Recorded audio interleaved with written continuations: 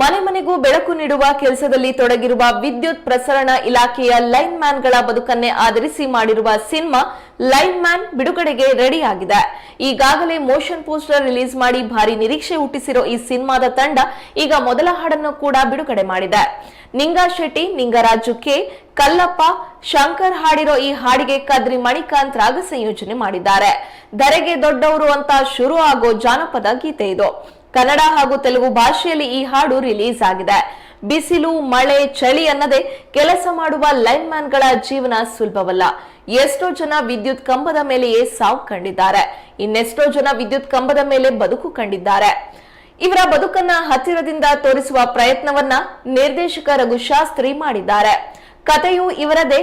ತ್ರಿಗುಣ line man ಪಾತ್ರದಲ್ಲಿದ್ದಾರೆ.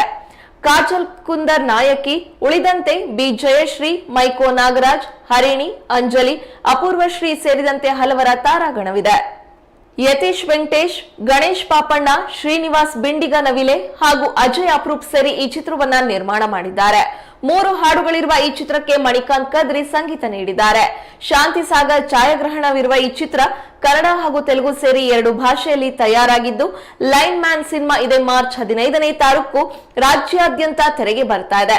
ಅಂದಹಾಗೆ ಈ cinema Bengaluru ಅಂತಾರಾಷ್ಟ್ರೀಯ ಚಲನಚಿತ್ರೋತ್ಸವದಲ್ಲಿಯೂ ಕೂಡ ಪ್ರದರ್ಶನ ಕಾಣ್ತಾ ಇದೆ.